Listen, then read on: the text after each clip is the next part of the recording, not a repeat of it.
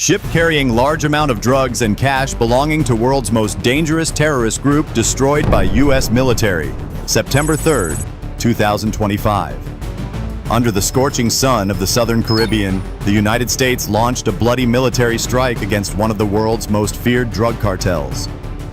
The target, a 7,200-ton, 110-meter cargo ship operated by the Tren de Aragua and traveling through international waters after leaving Venezuela.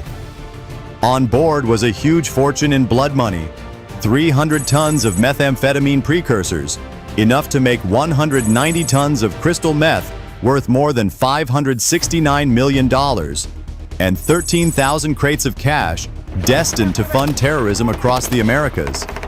Worse still, 42 civilians were being held as slaves, forced to work under armed guard. For years, Tren de Aragua has been a nightmare, linked to more than 2,000 murders and 3,500 human trafficking cases. But this morning, the nightmare was attacked by the U.S. military. How can U.S. Special Forces attack while ensuring the safety of civilians? How to approach the target? I will show you the truth right now. September 3rd, 2025, 10:45 a.m. The calm waters of the Southern Caribbean concealed a storm of steel and violence about to unfold. On the horizon, a vessel measuring 110 meters in length and displacing over 7,200 tons cut across the international waters.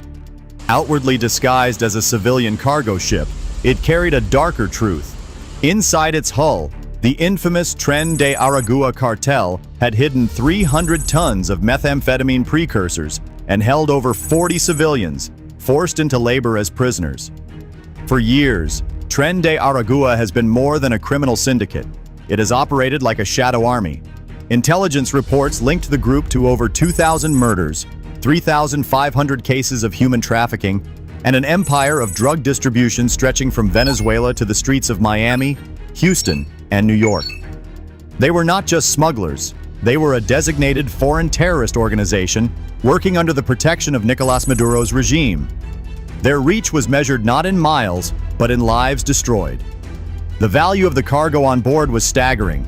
If processed, those 300 tons of chemical precursors could produce 190 tons of crystal meth, worth nearly $569 million on the U.S. market. Alongside the drugs were 13,000 barrels of cash, a fortune used to finance weapons, assassinations, and terror across the Western Hemisphere. As the ship pushed further north, it represented more than a cartel's lifeline. It was a floating arsenal of chaos, a ticking time bomb of narcotics, money, and human suffering. And on this day, America had chosen to make its move. This was not just another smuggling ship. It was a floating time bomb, filled with poison meant for our children, guarded by killers, and powered by blood money. Leaving it unchecked would have been leaving death to drift toward our shores. U.S. Secretary of Defense cartels like Tren de Aragua thrive on fear. Do you believe operations like this can finally stop them? Leave your answer in the comments.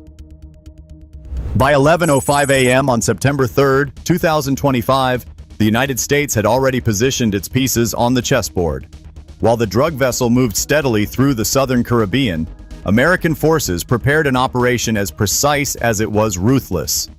The mission was simple in theory, but terrifying in execution. Cripple the cartel's floating fortress without risking the lives of innocent hostages. The opening move came from the skies. From a covert base on Curaçao, the Pentagon launched 50 reconnaissance kamikaze UAVs, each no larger than a motorcycle yet packed with a 40-pound warhead and advanced targeting software. Flying just 150 feet above sea level, they skimmed beneath radar coverage, invisible until it was too late. Collectively, they carried enough explosive power to rival the impact of 2 Tomahawk cruise missiles, yet their precision was far deadlier. Meanwhile, the sea carried its own ghost. A fishing trawler, disguised, unmarked, and outwardly harmless, crept within 8 nautical miles of the target. Hidden inside its cargo hold were 200 U.S. Navy SEALs, the elite of the elite. Their gear included the Mk-29 rebreather diving systems, allowing each man to remain underwater for 6 continuous hours without producing a single bubble. They were to be the silent blade beneath the storm, waiting for chaos above before striking from below. The numbers alone were staggering. 250 American operators and UAVs against a cartel crew of barely 150 armed guards, many poorly trained but desperate. The tactical edge was overwhelming.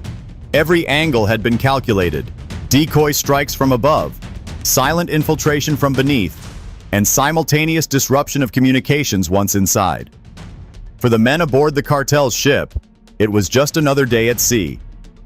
They had no idea that the world's most advanced military had already surrounded them, watching, waiting. In reality, the countdown to annihilation had already begun. These numbers are truly staggering, right? Share this video so more people can see how fierce the fight against drug cartels really is, and don't forget to subscribe to the channel. At exactly 11:22 a.m. on September 3, 2025, the order was given.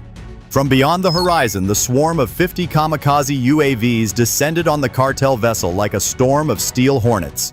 Each drone screamed in at over 300 miles per hour, hugging the waves until the final moment before climbing sharply and diving into its target. The first impact struck the ship's stern. A UAV carrying 18 pounds of C4 detonated against a machine gun nest, instantly killing 3 armed guards and ripping apart the mounted weapon. Within 30 seconds, more than a dozen explosions thundered across the vessel. The ship shook violently as bulkheads ruptured, fuel drums ignited, and smoke towers rose 200 feet into the Caribbean sky. Cartel fighters scrambled in panic. Some fired blindly into the air, unloading entire 30-round magazines at shadows. Others rushed toward the hostages, attempting to use them as human shields. But the American drones had been programmed with surgical precision. They bypassed the cargo holds containing civilians and instead zeroed in on weapons caches and heavily armed fighters. By the 2-minute mark, 37 separate explosions had shredded the vessel's defenses. A drone punched into the forward deck, detonating inside a room stacked with ammunition crates. The blast incinerated over 4,000 rounds of 7.62mm ammunition, triggering a chain of secondary explosions that tore through 4 adjoining compartments. In less than 5 minutes, the cartel's command structure disintegrated. 9 gunmen were confirmed killed instantly, while another 40 were left wounded or incapacitated. Terrified survivors leapt overboard, plunging into the sea, where U.S. reconnaissance teams tracked them with infrared scanners. Yet the drones were only the first wave. As the final UAV slammed into the bridge, shattering communications equipment worth nearly $3 million, the cartel ship was effectively blind and deaf. Smoke poured from ruptured hull sections, and fires raged uncontrolled across the upper decks. Below the chaos, 200 Navy SEALs waited silently in the deep, spread in a perimeter formation within 500 yards of the ship. The explosions above were their signal. As the last drone detonated, shaking the vessel from bow to stern, the divers kicked upward through the water, moving like shadows toward the hull. The battlefield was now split between air and sea, above a burning fortress collapsing into confusion, below a ring of steel-clad warriors closing in. The trap was no longer theory. The Americans were inside the kill box, and the cartel had no way out. What do you think will happen next as U.S. Navy SEALs rise from the depths to storm the ship? Let's find out in the next part. As the last drone strike rocked the cartel vessel at 11:28 a.m., the sea itself erupted with movement. From all sides, 200 Navy SEALs surged upward, breaking the surface like ghosts rising from the abyss. Armed with suppressed MP-7 submachine guns and combat knives, they clamped magnetic grapples onto the hull and began their ascent. Within 90 seconds, the first operators breached the deck. The ship's defenders, those who had survived the drone barrage, rushed to resist. But the SEALs came in waves, each squad of 12 men storming different access points. In the portside corridor, a team cleared 4 rooms in under 40 seconds, eliminating 6 cartel fighters with precision headshots. On the starboard flank, breachers used thermite charges to cut through a locked bulkhead, then tossed in stun grenades. The explosion of light and sound left 8 armed guards writhing on the ground, disoriented and helpless. The battle raged deck by deck. Cartel gunmen, some half-blinded by smoke, unleashed panicked fire.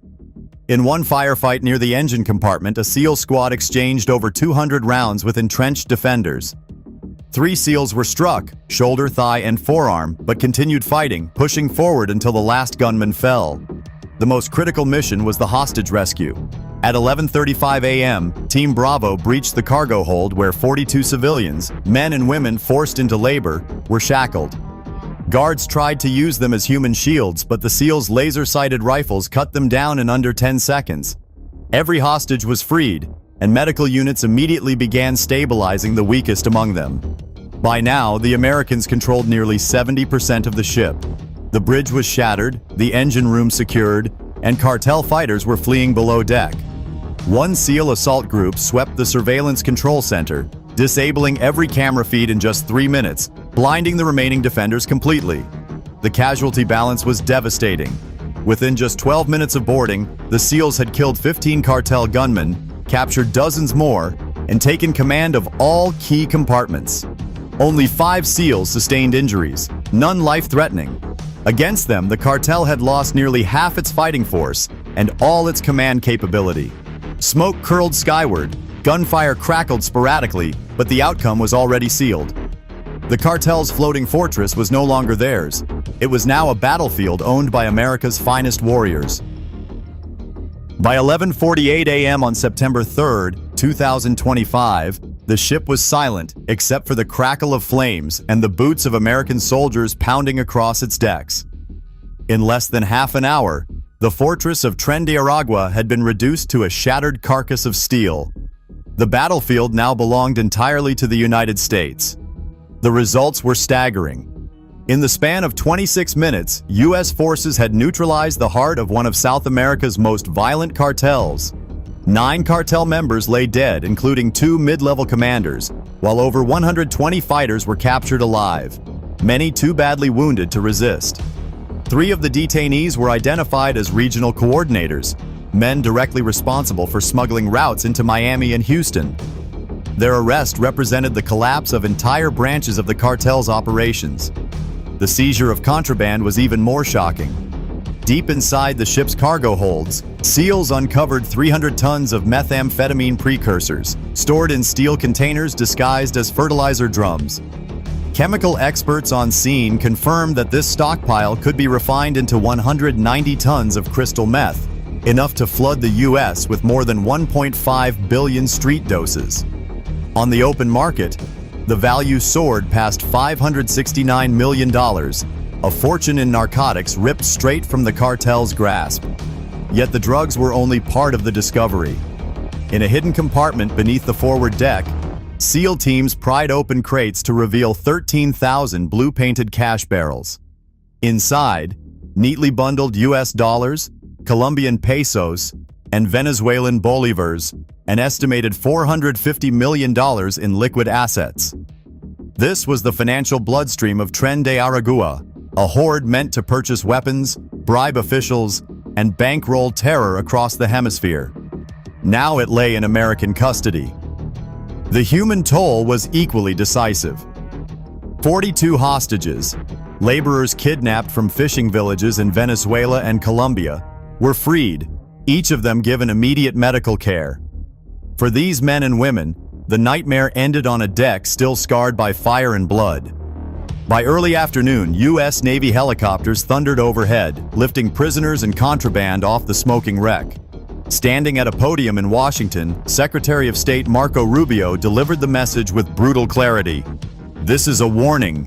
To anyone plotting to bring narcotics into the United States, be prepared for annihilation. Tren de Aragua thought they were untouchable. Today, they are broken. The Caribbean waters closed over the cartel's last hope. In one morning, the United States had not only destroyed a ship, but sent shockwaves through the entire underworld of the Americas.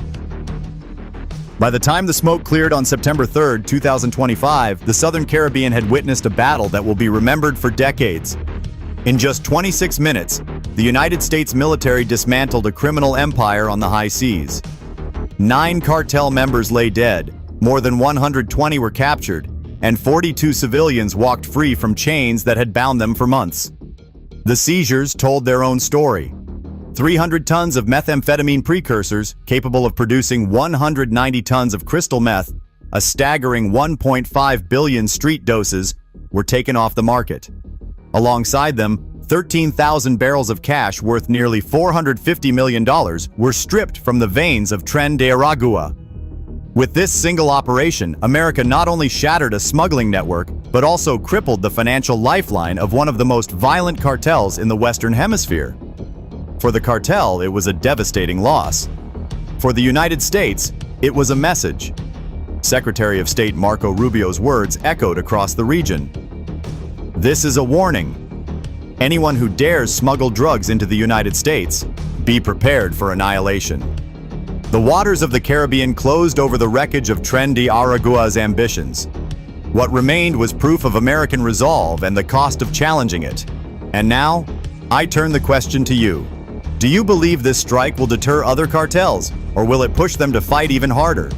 Share your thoughts below. If you value in-depth analysis like this, don't forget to like, subscribe, and hit the bell so you never miss the next story of conflict shaping our world.